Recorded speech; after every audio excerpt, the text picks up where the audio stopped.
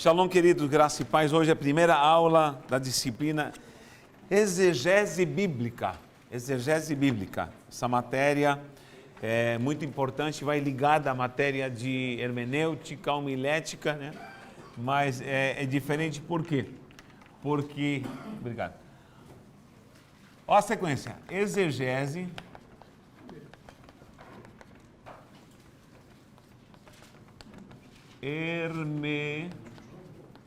hermenêutica e sequência homilética.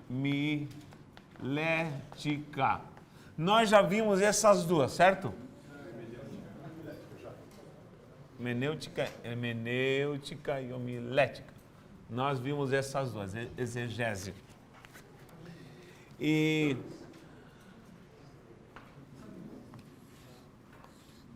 a exegese, na verdade, é o fundamento, a essência que vai gerar a boa hermenêutica, que vai gerar uma boa homilética.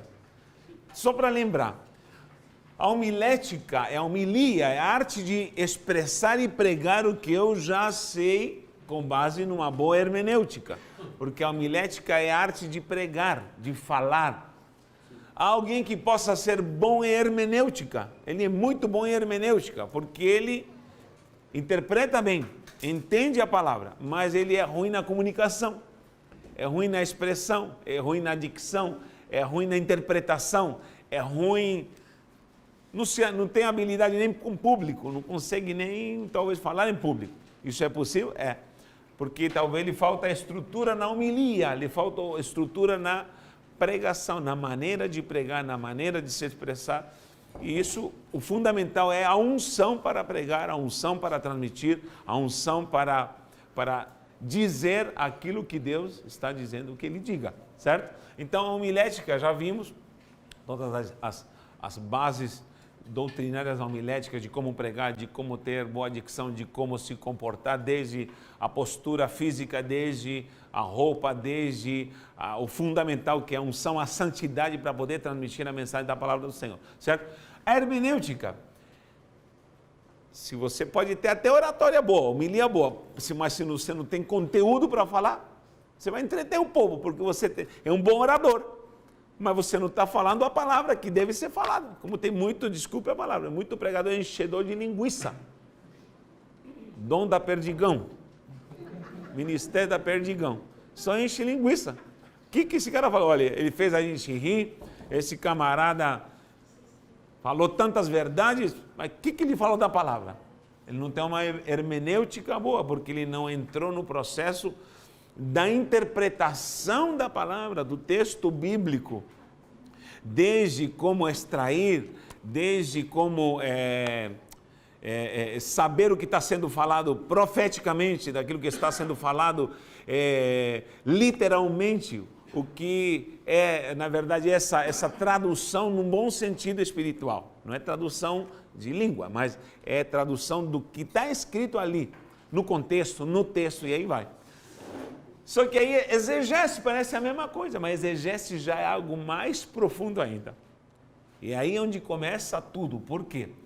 Porque a exegese é o relacionamento, eu vou traduzir com as minhas palavras, é o relacionamento teu com a palavra. A exegese, teologicamente, seria, literalmente a palavra exegese no grego significa tirar para fora, é quando você traz a revelação do texto, não somente interpreta bem, não somente você leu categoricamente o que o texto diz e o que o contexto está dizendo, não somente você soube entender se é profético, se é simbólico, se é alegórico o que está sendo falado, hermeneuticamente falando, mas você também exegeta, você tem a revelação.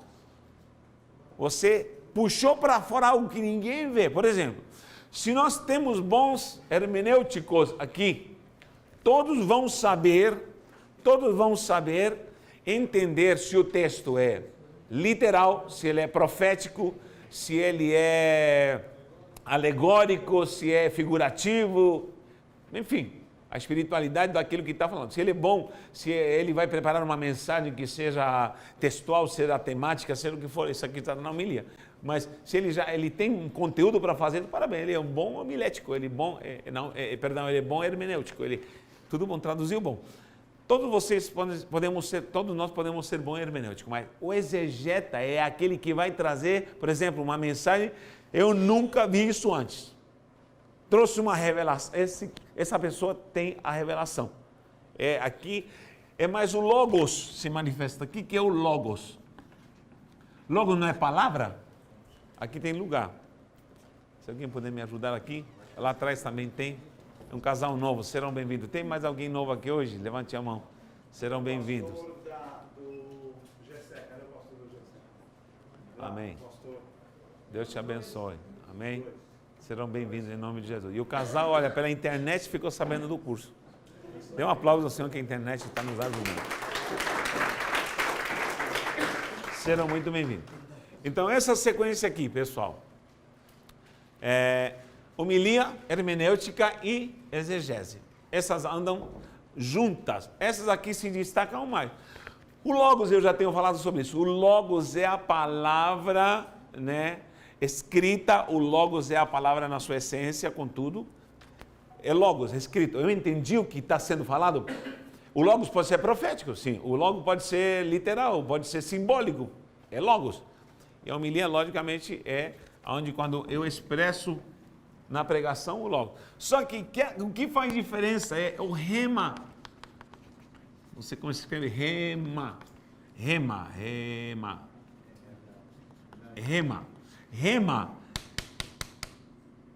Rema e logos, literalmente traduzido, é palavra. Palavra não, é palavra. Agora, o rema já é a revelação. É a revelação. Vou te falar uma palavra em código. Eu vou te falar algo alegórico. Alegórico. Por exemplo, o copo de ouro se quebrou. Vou ter que analisar o contexto do que está se falando para entender a mensagem alegórica. Isso é hermenêutica. Alegoricamente, o copo de ouro está na cara que é uma alegoria. É uma poesia. Você entende o que é alegoria, certo? Agora, o copo de ouro se quebrou. Eu vou ter que entender que está sendo a quê? Vamos ao contexto. O Salomão está falando da vida que se vai. Só que ele vai falando da cadeia de prata, como nós vimos aqui. Vão tremer os guardas da casa, certo? Então ele está falando da velhice. O que pode ser o cântaro de ouro que se quebra? Só pode ser o coração. Porque vamos interpretar, o cântaro contém água, é o sangue, é o círculo, o poço da fonte, é o coração. Bom, eu fui um bom hermenêutico que traduziu que no contexto há uma alegoria geral do início ao fim dessa poesia e entendi que se revela ao coração. Vou falar coisas lindas do coração e da velhice. Agora, o exegeta vai trazer algo mais profundo, vai trazer uma revelação que ninguém viu nessa passagem. Então, o rema e a exegese está ligado diretamente, querido, a relação sua com a palavra. Porque eu posso ser bom hermenêutico tendo um professor no ITER que me ajude um pouquinho. Amém? Posso ser um bom leitor da palavra. Posso até na internet gostar de uma pregação e adequá-la à minha realidade e pregá-la na igreja. Posso ou não posso? Posso.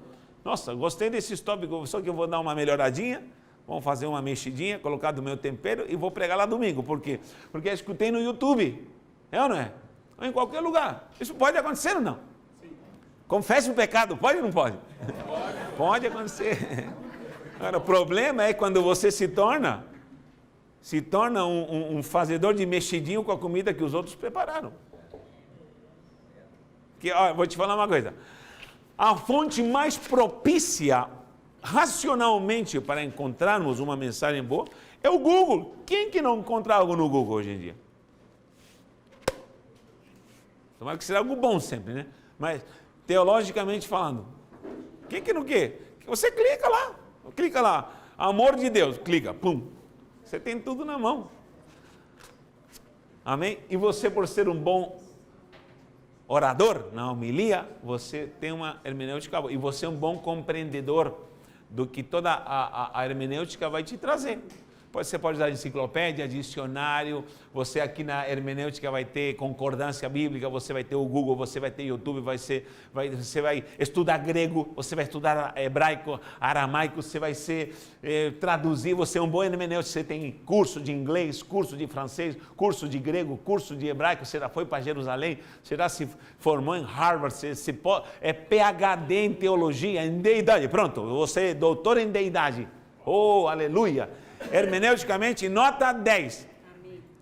Mas há uma coisa que ninguém vai te dar, não vai ser diploma, não vai ser faculdade, não vai ser Google, não vai ser dicionário, não vai ser grego, não vai ser hebraico, aramaico, vai ser uma coisa que só a palavra que é viva e eficaz vai te dar.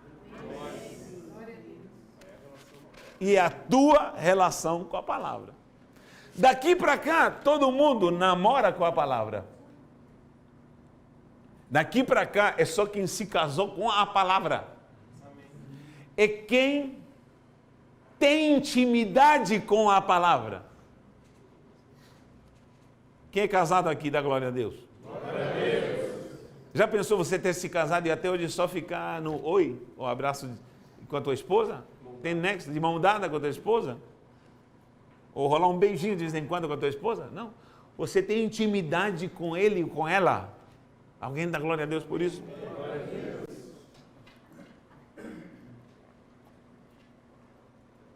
É a pergunta do exegeta. Eu gosto dessa aula, sabe por quê? Porque a pergunta é: como está tua intimidade com a palavra? Como está o teu relacionamento com a palavra? Quer ver uma prova de como anda teu relacionamento? Eu não vou fazer o teste agora com vocês, tá? Mas cada um... Analise-se. Analise-se. Analise-se. A primeira coisa que você faz quando você acorda, depois de uma noite de sono, se é pegar no celular para ver mensagem de WhatsApp,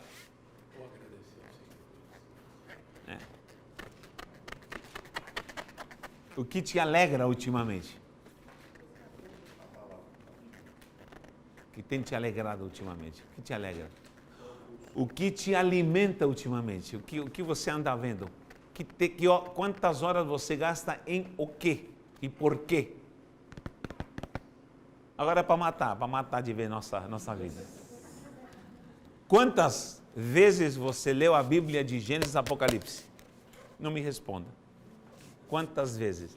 Faça um paralelo a quantos anos você tem de cristão. Aí eu vou te falar se você está desviado. Mas não vou te falar porque realmente, para ser muçulmano de verdade, você tem que ler e decorar, não é ler somente, mas decorar o Alcorão até os 12 anos. Você tem 12 anos da sua vida, a mãe tem 12 anos para falar para o menino, você vai me decorar, por isso que se não aprende é cacetada. Vai, repete de novo. Vai, os versos satânicos do Alcorão escritos pelo profeta Maomé. E há probabilidade em grande porcentagem, principalmente numa cultura abençoada nossa, aqui no Brasil, que, estou te falando com liberdade, porque até os 10 anos, na escola, eu tinha lido mais de 100 livros. No processo escolar, onde por trimestre se faziam provas de 3, 4 livros, El Cid, El Quijote de la Mancha e tantas outras histórias, versos, livros escritos de Pablo Neruda, Gabriela Mistral e tantos poetas, inclusive Machado de Assis. E hoje em dia não existe mais leitura. O problema é que tem gente que tenta ler, mas sabe por quê? Porque não sabe, não tem relacionamento com leitura. não tem relacionamento, não entende o que lê. Ele literalmente aprendeu a ler aqui, ó. Aprendeu a ler exegese bíblica. E vem um verso e vem tudo. E o que acontece? Ele lê um livro inteiro, ele é capaz de ler o livro inteiro por obrigação, só que entendeu 10%, porque não tem a facilidade do que essa compreensão do exegeta. Então o que acontece?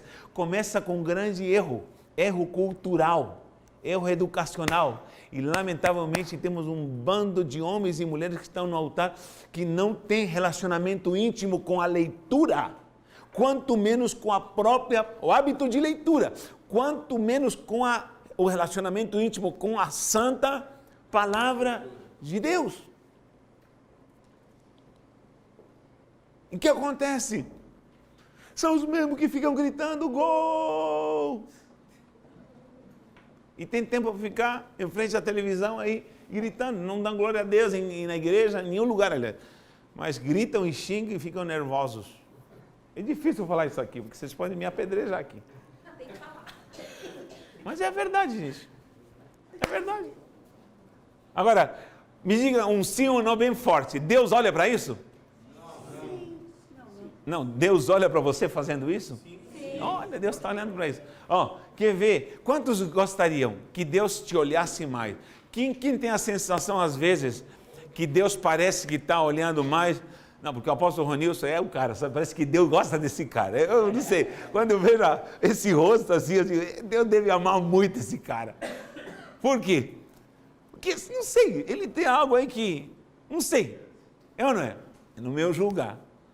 Agora eu me olho no espelho e digo assim, será que Deus gosta de mim mesmo? Deus só usa o Ronilson? Parece que a bênção só vem para ele. Parece que Deus se esqueceu de mim. Parece que Deus me abandonou. E eu quero que Deus, como pai, preste mais atenção em mim. Me olhe mais. Sim ou não? Quem quer que Deus olhe mais para ele? Quem crê que Deus... Quem crê que Deus pode se voltar mais para você? Agora, abra sua Bíblia em Isaías capítulo 66, versículo 2. Vou até anotar aqui. Isaías 662. Agora vocês vão decorar esse versículo, principalmente a parte B. Pode ler. O que diz?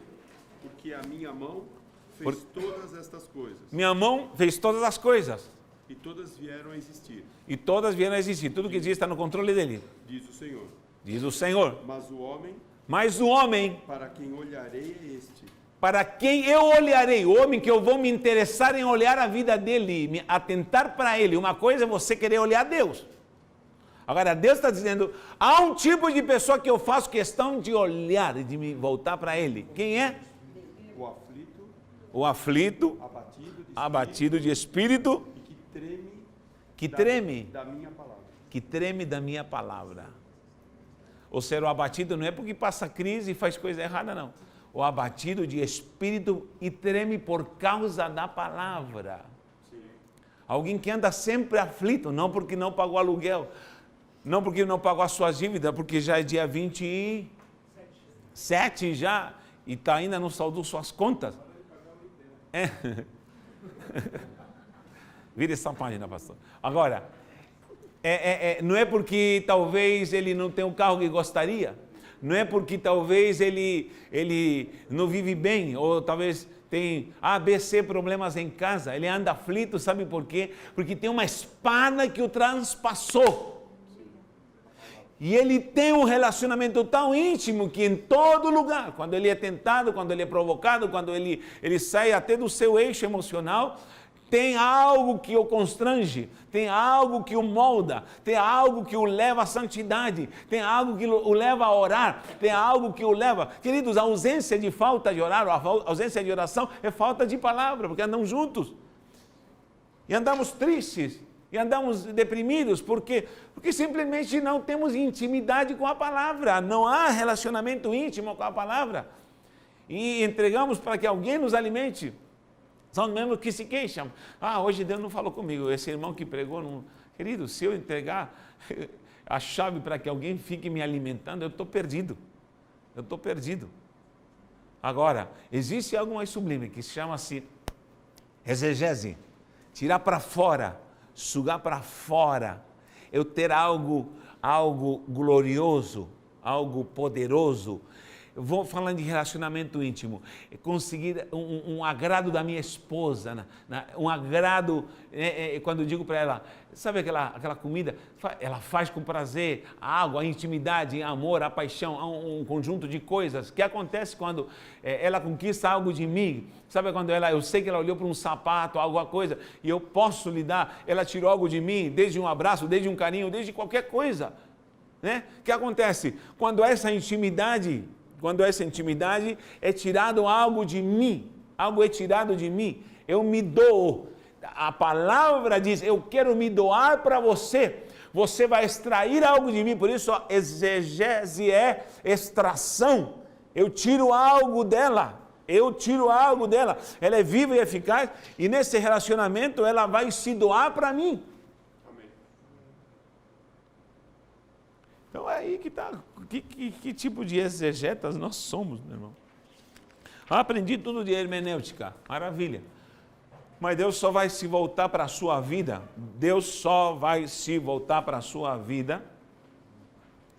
e vai atentar o teu caso.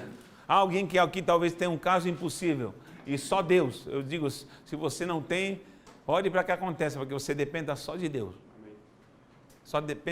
Só depende de Deus. E a uma hora da vida você diz, não, aqui é só Deus. Para que Deus se volte para você, você vai ter que ser um amante, no bom sentido, um necessitado, alguém que tem uma intimidade extrema. Ei, vou te falar uma coisa, quando eu conheci minha esposa, aí ela me convidou para pregar na igreja dela, tal. Só que aí depois começou um clima, sabe? Aquele clima de eu gostar dela, ela gostar de mim, aquela coisa. Só que quando ela só aparecia, meu irmão, as carnes tremiam todinha. Ei, subiu um negócio assim. Já sentiram esse negócio? Dá na barriga assim. Hein? Que é isso? É o amor que mexe com minha cabeça e me deixa assim. Já dizia o profeta? Profeta não.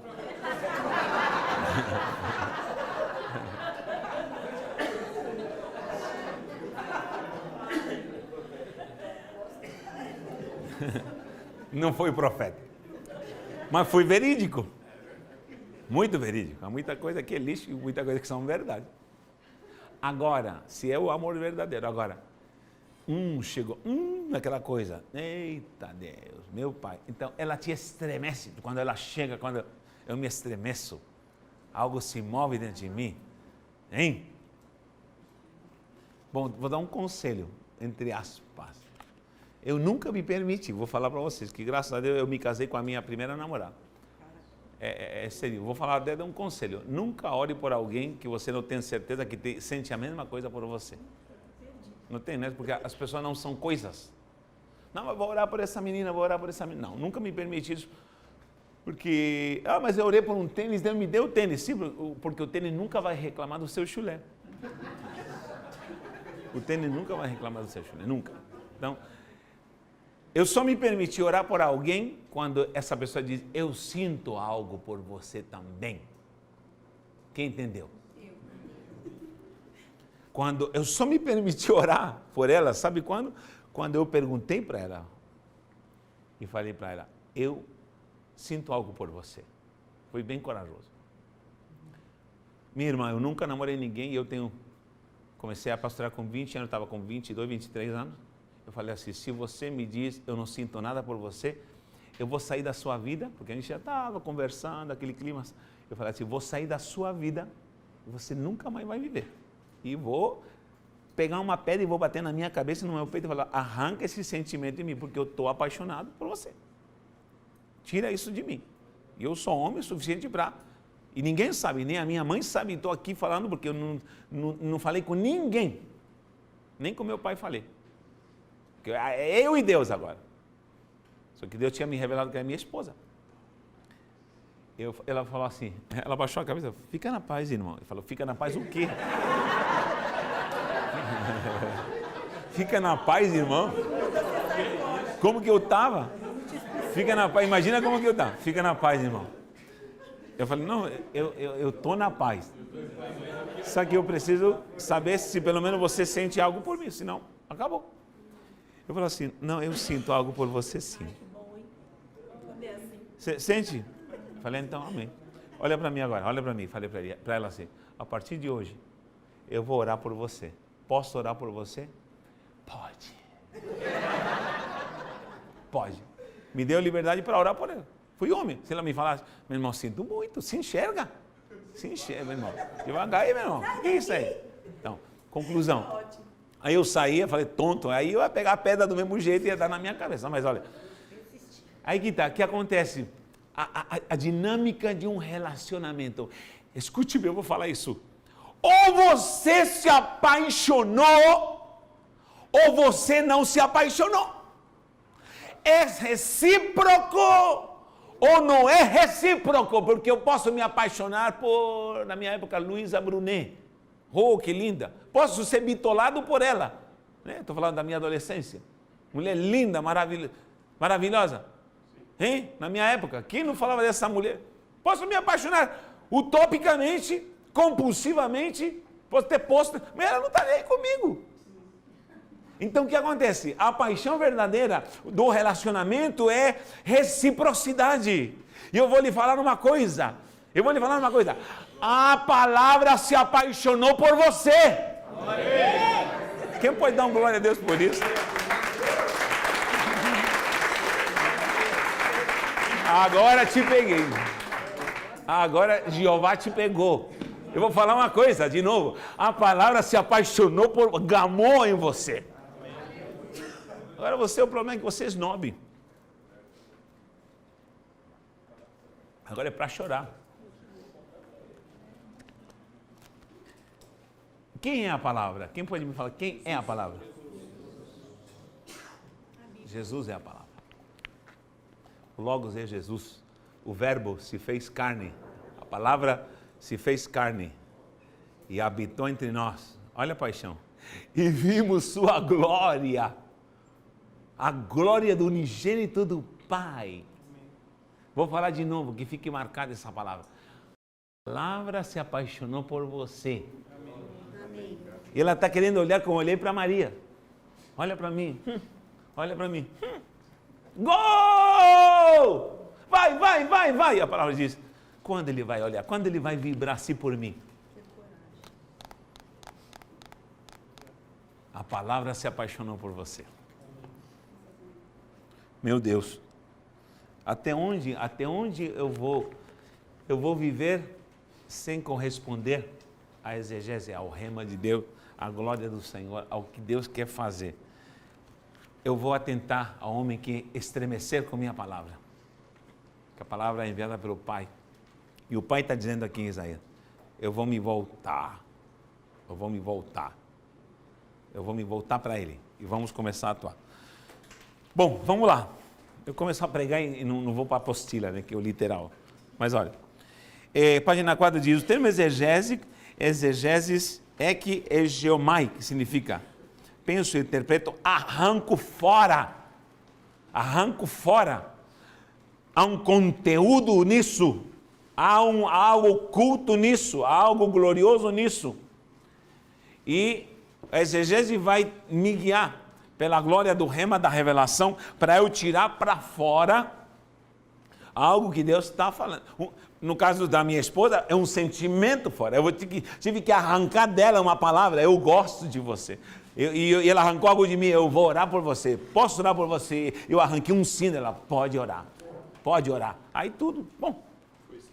Foi extraído, eu tenho que extrair algo. É como quando a intrometida, lembra da intrometida? Essa unção do intrometido e da intrometida tem que estar em você, que está lá em Marcos, Lucas e João, Mateus, Marcos e Lucas, está escrito da história da filha de Jairo. A história da filha de Jairo, é ou não é? Mas é a história mais confusa que tem, por quê? Porque ele começa com a história de Jairo e termina com a história de Jairo, mas no meio tem uma outra história de uma intrometida, quem lembra? Uma mulher que aparece um subtítulo e a mulher do fluxo de sangue. Ela se mete na história da filha de Jairo. E o que acontece? Vem a muvuca e blá, blá, blá, blá, blá. E Jesus está indo para a casa de Jairo para se ressuscitar. Gente, para curar uma menina que está morrendo. Quem que não corre com uma menina morrendo? Mas o que acontece? Ele diz, parou. Alguém me tocou. Alguém extraiu algo de mim. Alguém extraiu algo de mim. Ai, ai, ai, ai, ai. Quem é capaz, no meio de uma multidão, uma imunda, chegar e se meter, porque ela é chutada fora, sai daqui, imunda. E ela vem lá e se atreve, pum. Mas, senhora, a multidão te aperta, dá licença, senhor. Alguém extraiu algo de mim, eu sou a palavra. Alguém tirou algo de mim, alguém foi exegeta, alguém se voltou para mim na exegese, arrancou algo de mim e de mim saiu virtude. Ei, nessa área não vale mais filha de Jairo, embora estava tudo sob controle, não vale mais Jairo, não vale mais história de Jairo. Quem que vale? Fala, aonde está essa pessoa? Ou seja, Jesus nessa área podia ver todos, ver o caso da filha de Jairo, o próprio Jairo e toda aquela muvuca, aquela situação, e Jesus se volta só para uma. Quem é? Eu faço questão, mas há muita gente, eu faço questão de ver lá onde está. Quem foi que me tocou desse jeito? Quem foi que extraiu algo de mim? Quem foi essa pessoa? Imagina aquela mulher. Fui eu. Mulher, olha para mim. A tua fé te salvou. Tua história nunca vai ser a mesma. 12 anos de fluxo de hemorragia. Não sei há quanto tempo a tua hemorragia te faz definhar. Mas presta atenção. Eu preciso entender que eu preciso arrancar algo de Jesus. Ele é a palavra. Se isso não acontece, eu estou perdendo tempo. Eu estou perdendo tempo aqui na sala de aula, estou perdendo tempo como cristão, estou perdendo tempo no púlpito, estou enchendo linguiça, sou do Ministério da Perdigão. E tudo para. Aí continua e falando, ei, já morreu, acabou. Jairo deve ter falado, o que essa mulher se mete na minha história? Minha filha morre. Jairo, olha para mim, tenha calma. Está tudo sob controle. E acabou. Não temo, eu vou lá. A mulher vai embora e desaparece. Isso aqui em qualquer lugar do planeta, onde se ler a história de Jairo, vai ter que ter a intrometida. O intrometido é aquele que quebra a regra, o intrometido é aquele que quebra protocolo, o intrometido é aquele que tem uma necessidade de passar a noite inteira e quando começa a meia-noite, 1 hora, e quando vê, está claro o que aconteceu, eu chorei tanto. É a palavra, algo me conquistou. Eu posso passar a noite escutando louvores, maravilhoso. Eu posso passar a noite fazendo tantas coisas. Eu posso até conversar das coisas de Deus, mas são pouquíssimos que conseguiram um relacionamento com a palavra, a exegese. Então, o exegetar, que até se usa ejetar, é derivado da palavra ejetar, é tirar para fora. No bom sentido e, entre aspas, eu obrigo, olha o termo que estou usando, Deus me perdoe por usar esse termo, mas eu obrigo a palavra a me dar algo. Eu obrigo a palavra a me entregar algo que ninguém vai te dar. Agora me diz uma coisa, como é que eu vou ter chance de pecar? Como que eu vou ter chance de fazer coisas que não agradam ao Senhor? Como que eu vou ter chance de não fazer um jejum? Como? Se o relacionamento que me sustenta no jejum, o relacionamento que me sustenta para fazer a vontade dele, está com base num relacionamento íntimo com o Logos, com o Rema, com a palavra. Posso? Então, se me permite, Pode. Falando isso, me lembrou uma palavra que assim, me chama muita atenção, que é o Salmo 63. Salmo 63. Quando diz assim, ó Deus, tu és o meu Deus forte, eu te busco ansiosamente. Minha alma tem sede de ti, meu corpo te almeja como terra árida, exausta, sem água. Pronto. Entre tantos salmos, é uma dependência plena. Vocês perceberam esse dia que eu estou sem WhatsApp? nunca quis ter, tive, mas também não sou descontrolado. A única coisa é que eu gosto de orar, mando mensagem de oração, vamos lá, pode me criticar, não tem problema, não estou nem aí, porque eu sei que estou fazendo com o intuito para poder mover alguém que ore. Várias pessoas têm me dito conseguir me inspirar a orar de estiver orando, glória a Deus. Mas presta atenção, esse dia o Senhor falou, desliga tudo, por quê? Porque eu quero que você se ligue mais comigo. E eu digo, amém, é a noiva, eu sou a noiva, ele é o noivo, e ele tem a palavra. Ele tem a palavra. Quando alguém em casa diz, não, quem tem a palavra é o pai. Eu gosto da minha pequenininha, ela tem... E quando está um dilema, vamos, não vamos, vamos comer fora ou não vamos, e minha filha se levanta assim, o pai tem a última palavra. Eu amo minha filha. Mãe, a senhora é submissa, o pai tem a última palavra. Calma, filha, pega leve. Mas ela me dá esse gabarito, esse reconhecimento, né? A Aline daí de testemunha. O pai é o último que vai falar, ele que decide. Pai, o que o senhor decidir, nós vamos fazer. Ninguém vai, está decidido, entra todo mundo. É assim. Então, conclusão. É quando alguém tem a palavra, a palavra é a glória da autoridade, é a questão da decisão. Quem tem a palavra tem a decisão. Quando eu vivo a palavra, estou relacionado com a palavra, eu estou nessa revelação. Tá bom? Olha só, no ponto 1 aqui na página 4 diz, às vezes exegese é o termo usado como um método, não é tanto, embora pode ser como um método. Um processo de interpretação, isso é mais hermenêutica que se confunde, tá bom? Às vezes a hermenêutica é usada no sentido do método e teoria e fica como um sinônimo de exegese, está escrito aqui, verdade, mas é mais profundo. Às vezes hermenêutica é usado como no sentido de aplicação, atualização no sentido do texto bíblico, interpretação. Sim, pode ser hermenêutica, mas, repito, a exegese se prova com essa palavra, como eu acabei de explicar aqui. Toda vez que eu explico isso aí, eu louvo a Deus, porque isso mexe com a gente. Quem não sentir pelo menos um pingo de emoção com o que foi explicado aqui pela palavra, é porque eu talvez não conheço nem a Deus. Mas se alguém pode até derramar uma lágrima, é porque Deus está te tocando. Não é porque somos perfeitos, não, somos imperfeitos. É porque precisamos mais dele. O que acontece? A glória do Senhor se manifesta desde o passado, e ele vai ter sempre essa virtude da exegese, desde o princípio, a exegese bíblica. A Torá está com a gente desde com Moisés, é ou não é? Nós já estudamos Pentateuco e sabemos como Deus revelou isso a Moisés, foi uma revelação. Como que um cara está lá no monte me escrevendo e sendo nutrido, é uma revelação sobrenatural, é ou não é? Então, começa já com a Torá, que ela é viva, a palavra viva. Né? Eu sempre gosto de falar para você, ela é tão poderosa que o poder da palavra é que guiava o povo de Israel.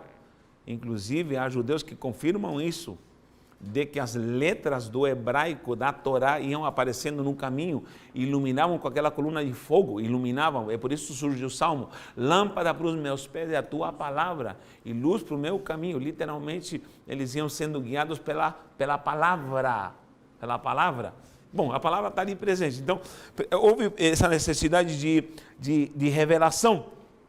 E o que acontece? Deus fala, abra em Deuteronômio, Bereshit Shemot Vaikra Bamidibar Devarim 29 e 29. Olha que versículo, parece versículo do Novo Testamento. Você sabe diferenciar um versículo de Novo Testamento doutrinário para um versículo mais histórico ou contextual do Antigo Testamento. Mas olha o que diz aqui, Deuteronômio 29 e 29. Parece até um versículo de Novo Testamento. Diz assim, as coisas, parece Paulo falando, as coisas encobertas pertencem ao Senhor. Alguém diz amém? Ele é o nosso Deus. Porém, as reveladas nos pertencem a nós e aos nossos filhos para sempre. Ou seja, a revelação da vontade do Senhor e as coisas que realmente precisam ser reveladas não são para os anjos. É por isso que Pedro depois fala assim, as quais os anjos desejam perscrutar. Não é que anjo deseja pregar a palavra. Não. Vou entrar nesse assunto, já que entrei. As reveladas são para você, que come arroz e feijão. É para você. Para você que é falho, você que é limitado, você que é um mortal. Olha só. Para nós e os nossos filhos. Para sempre, para que cumpramos todas as palavras da lei. Ou seja, por que é difícil cumprir a palavra? Porque a pessoa não tem relacionamento com a palavra. Por que a pessoa tem dificuldade de andar na doutrina, na sã doutrina? Não estou falando de usos e costumes, estou falando com a sã doutrina. Porque não tem relacionamento com a palavra. Não vive a palavra. Aliás, a palavra não tem a revelação. Ele não tem a revelação da palavra e a palavra não foi revelada a ele. Por isso Jesus falou assim, ei, querem uma prova de que existe o amor, de fato, entre nós? Quer uma prova? Se me amardes, o que diz? Guardareis meus mandamentos. Por que não diz cumprireis? É mais fácil cumprir. Porque o primeiro processo antes de cumprir é guardar, porque é fácil até cumprir sem guardar antes. É possível alguém obedecer sem ter guardado no coração, porque a revelação vai no guardar. É possível que alguém faça tudo direitinho, viva como crente, ande como crente, se vista como crente, entre na igreja de crente, congregue como crente, cante como crente, mas nunca guardou. É possível? Ai de vós, fariseus hipócritas, que pregais, que pregam até da menta e da hortelã, dão tudo certinho, são nota 10, mas por dentro está cheio de ossos podres, sepulcros caiados. É possível isso? É possível. Então, se me amarde não é cumprir, porque é possível cumprir sem ter guardado, sem ter recebido. Mas quero ver alguém que guardou a palavra no seu coração que não cumpra. Quero conhecer alguém que guardou a palavra, se apaixonou por ela, que não será capaz de cumpri-la. Quem guardou a palavra vai vivenciar. Mais que obediência? Com certeza. É mais que obediência, porque alguém pode obedecer e ainda está murmurando. Alguém pode estar obedecendo e dizer, porcaria que me manda, não faz. A própria lei, o fato, pronto. Está sentindo falta da manifestação desse homem. A própria lei diz tudo. Cumpriu a lei, mas estava longe de Deus. É possível isso? É possível isso? Cumprir a lei. Um fariseu hipócrita. Então o que acontece? A exegese, ela vai me levar, gente. Não estranhe que eu estou assim, eu estou meio revoltado, mas olha, em nome de Jesus, presta atenção. Nós precisamos reformular. E eu vou falar, posso falar? Escute bem, está cheio de altares com gente iludindo, enganando, desculpe a palavra, safado, pilantra, sem vergonha, revelando via Facebook. E desculpe a palavra, porque hoje eu estou revoltado para valer. E tem trouxa que ainda acredita nesses dons de revelamento. E é milagre, e Deus vai te dar, e Deus vai fazer. E onde está a palavra? Onde está a palavra? Hipnotismo e ação mirambolante. O que é isso? What is it? Que é isso? Alguém pregava sobre isso. Quando a igreja entrar na desgraça do entretenimento, a palavra não terá mais espaço na vida da igreja. As pessoas estavam entretidas com profecia. E você pergunta, não, mas foi bênção. Foi bênção uma vírgula. Tolo é aquele que não sabe discernir o que é palavra da revelação, ou a revelação da palavra, e revelação tola chula, barata de terceira categoria.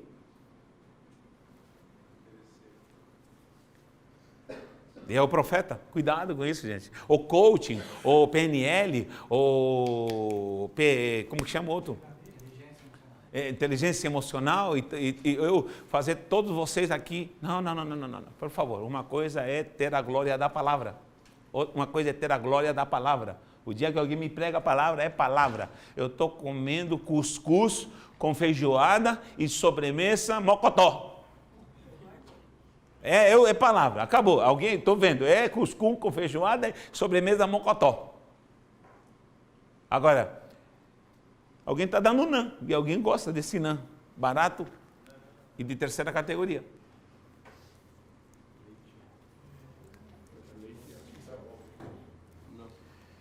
Então vamos lá. Isso é pesado, né? É pesado falar isso aqui. Mas é uma sala de aula e eu preciso ensinar o que eu preciso ensinar. Senão a gente... Hã? Você ter falado até na igreja. Sim. Emocionalismo, estamos cheios de emocionalismo. Quero ver que alguém me mostre uma passagem de avivamento onde não se pregou direito a palavra. A palavra. Quero ver que alguém me mostre um avivamento através da época onde não se prezou a palavra. A palavra. E acabou. Então, não existe. E Deus falou no meio do fogo, está escrito lá. Deus falou no meio do fogo. Quando há fogo, Deus está falando. E está falando pela palavra. Deus não fala de outro jeito, fala pela palavra. Pode até usar um profeta, que eu acredito em profecia, em língua estranha, em tradução de língua. Eu creio que isso está vivo no dia de hoje. Eu creio nisso. Não sei se você acredita, mas eu sou penteca, eu sou pentecostal. Eu acredito em tudo isso aí, mas tudo num contexto palavra. Se fugir da palavra, já era. Então, a palavra exegese me mantém de pé, a glória da exegese me mantém de pé.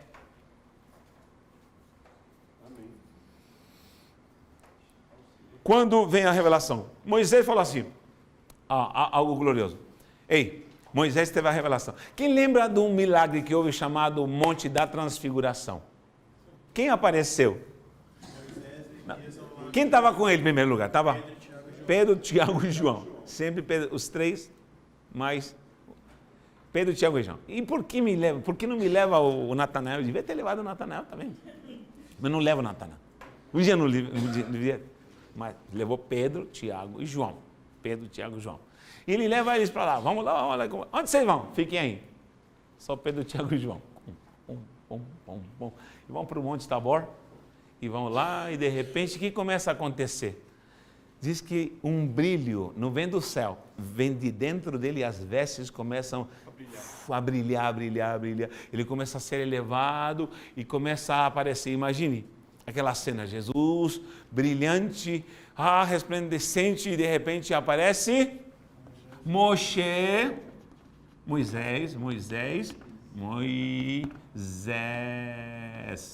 é isso?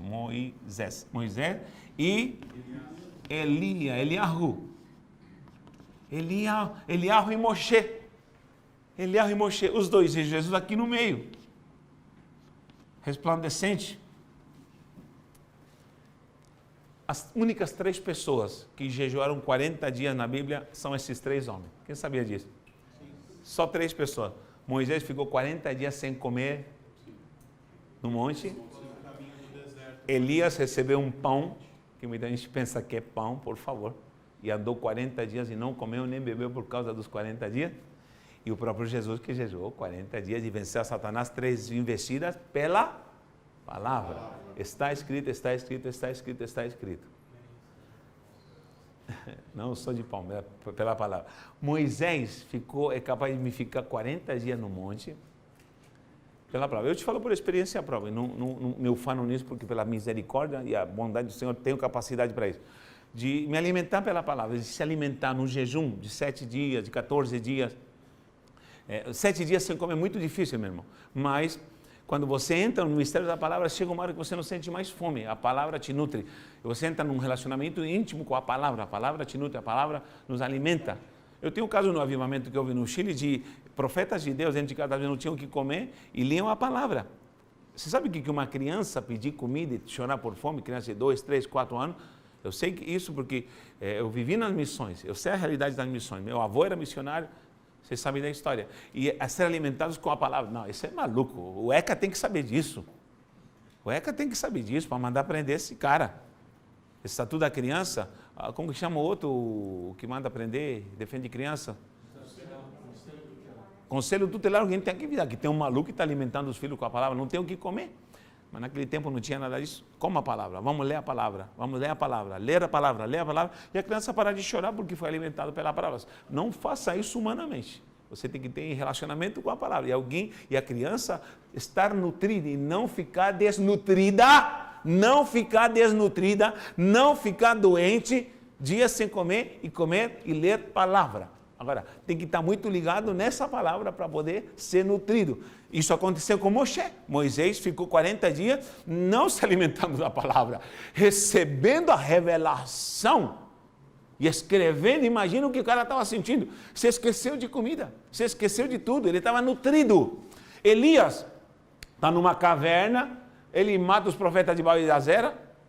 E o que acontece? E por causa de um demônio chamado Jezabel, ele foge e fica na caverna lá, deprimido. Só que Deus fala, levanta-te, Elias, sai para fora. E o que acontece? Deus diz que envia um anjo e dá pão. Esse pão não é pão integral, não. É o pão divino do céu. Deus tem dois caras. A Torá, que é Yeshua, é a Torá. E Elias comeu o pão que veio do céu, que é o próprio Jesus. Esses dois caras ficaram 40 dias porque tiveram a revelação da palavra. Foram alimentados pela palavra. Eles não foram salvos no sentido de regeneração, porque já não tinham morrido, mas eles saborearam a palavra antes de nós. E Jesus, que é a palavra, é o Logos encarnado, aparece. E não foram fantasmas, é uma visão somente. 40 dias. Ele está dizendo algo aí. Eu não vou me deter nisso aí. Essa é a prova de uma verdadeira exegese, quando alguém é nutrido pela palavra. Só que a palavra, ela abre um portal sobrenatural. A palavra vai abrir portais sobrenaturais. A palavra vai abrir o acesso ao mundo celestial, ao mundo das regiões celestiais. Leia Efésios. Abre Efésios, por favor. Abre Efésios, porque aí vem a revelação. Eu gosto de Efésios. Olha o que diz Efésios. Capítulo 1. Eu gosto de Efésios capítulo 1.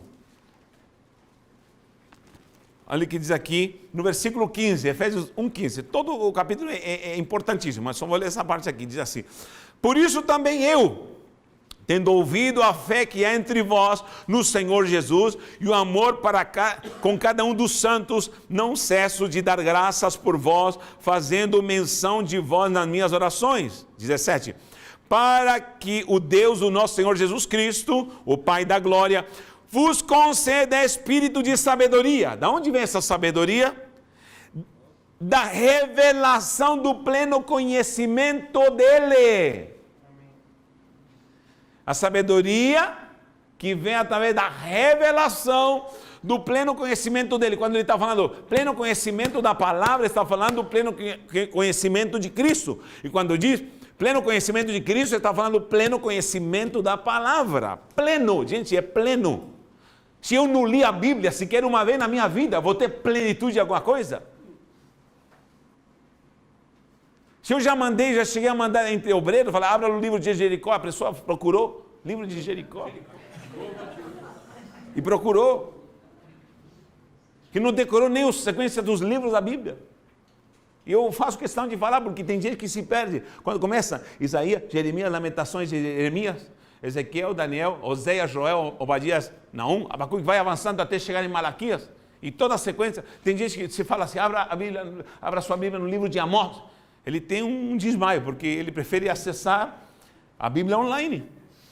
Porque se folhear até achar o livro de Amós, todo mundo se perde. Então o que acontece? Como vamos ter revelação plena?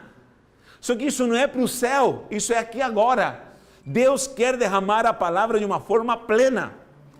Por que estamos deprimidos? Porque não temos alegria? Porque somos um bando de crentes, às vezes, me incluo nisso, que estamos fora de um contexto divino e não entendemos a revelação de Deus para a nossa vida. E não estou dizendo que revelação de Deus para a sua vida, você vai andar de Mercedes e morar em Alphaville. Não, não, não, não.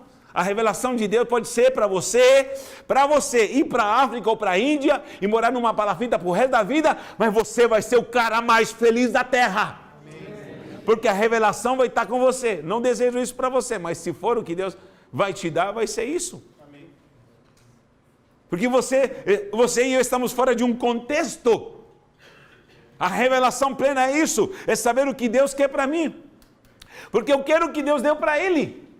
Mas o que deu para ele não é para mim. Eu preciso da exegese. Eu preciso da revelação. E aqui Paulo está dizendo, ele vos dará esse espírito de sabedoria e de revelação no pleno conhecimento dele. Agora vai arrebentar você.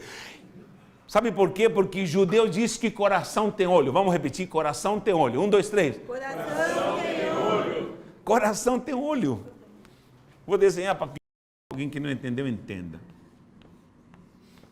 Ficou bem feminino o coração, né? O meu é mais macho.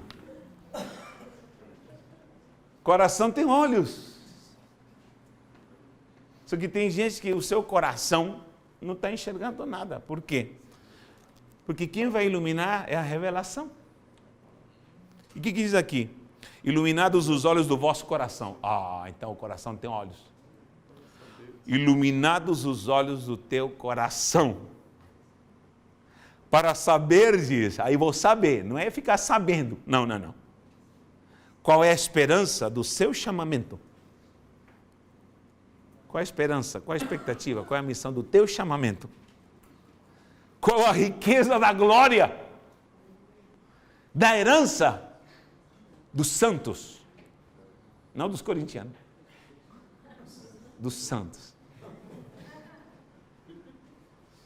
E qual a suprema? Olha os termos que Paulo usa. Grandeza do seu poder. Para com os que cremos, segundo a eficácia da força do seu poder. Gente, nem vou ler mais. É para se revoltar e começa a Bíblia literalmente. E aí tem gente que fala assim, não sei o que eu faço da minha vida, pastor.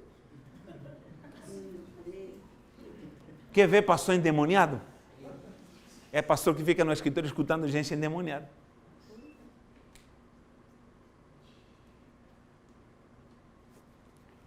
Não. Lógico que eu escuto pessoas, não fique com medo, porque eu pastoreio também. Quando entra e fala assim, vem cá, tem algum problema? Pode se usar como exemplo? Pode. Olha para mim. Antes de mais nada, vou orar por você aqui. Posso orar? Amém. Sim! Pronto. Pastor, já entendi tudo. Não preciso nem conversar.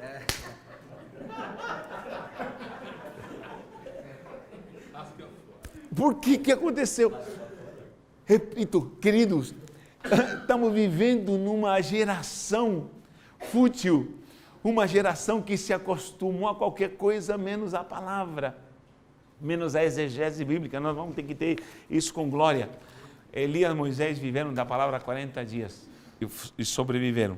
E tem um cântico, porque leia o Salmo 119, você vai ver que todos os versículos falam da palavra, exaltam a palavra, falam da glória da palavra, da alegria da palavra. Teu prazer, meu prazer é a tua palavra. Minha alegria é a tua palavra. A alegria do Senhor é a nossa força. Muita gente pensa que é aquela alegria, de ficar na igreja, esse espírito de lobo que entrou na igreja, né? Né? Não fala em línguas há 10 anos, mas fica, que culto do É uma coisa mecânica. Agora quero ver Jeová te pegar e ele te estremecer, e você não ter noção mais do que aquilo que você está falando, a revelação da palavra. Por isso Paulo diz que alguém traduza, que haja exegese nas línguas, porque é uma mensagem celestial, que se alguém não traduz vai ser desperdiçada. E Deus está falando, eis que estou fazendo isso, eis que... E aí vai. Então, o que acontece? Nessa glória... Moisés e Elias se transfiguraram. Aliás, Jesus se transfigura e aparece Elias e Moisés. E a graça do Senhor, esse brilho nasceu dentro dele. Por quê? Porque os olhos de Moisés se abriram. Tem uma palavra em Hebreus 11, 26, para terminar já essa primeira parte, que é a introdução. Meu Deus.